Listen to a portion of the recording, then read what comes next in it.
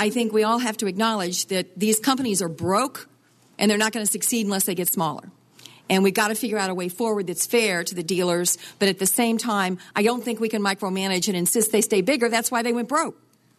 Let me ask this this is a difficult question, Mr. Press, but I looked we've gotten some information that came to us back channel about the DIP budget. And this is the debtor in possession budget in the bankruptcy. And it talks about the budget for the old company. And what troubles me in there's an acknowledgement that there may be up to 15 employees of old Chrysler working on this bankruptcy, and there's a pool in this budget of up to $20 million for bonuses. I can't imagine what kind of kick in the gut that would be if we were to learn in the next 2 weeks that some of the old Chrysler folks, which are getting paid their salaries, which they should, you guys are doing hard work, but if there's $20 million in bonuses for as few as 3 to 5 people that are associated with old Chrysler, I think that would be a huge, I think the pitchforks would come out, and I think there would be a real problem. And I know I asked you about this yesterday. Have you learned anything more about that, and can you shed any light on that? No, Senator, I did make an inquiry. We were not able to find testimony. I can only speculate. I think that would be inappropriate at this time.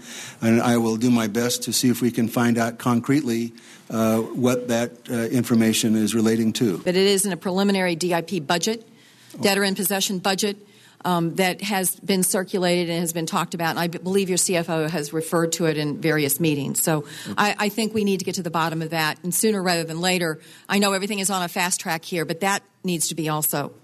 Let me also bring up briefly something that is not directly related to the dealers, but rather for you, Mr. Henderson, going forward. I understand that you guys are going to try to do a 363 bankruptcy similar to Chrysler. Yes, ma'am. Almost in an unprecedented fashion, there has been a decision made in the Chrysler bankruptcy that if somebody buys a Chrysler car 6 weeks ago and there's a defect in that car, there will be liability in the new company for the recall costs, for the warranty costs. They will be required to fix the car. But if because of that defect, a child loses their life because of an accident, or if a man loses his legs because of an accident, there is absolutely nowhere for that person to turn. Now, that to me seems like a very weird result. And it is very unusual in bankruptcy to have absolutely no requirement of insurance for any kind of defects that may be there, especially if the product is going to be carried forward.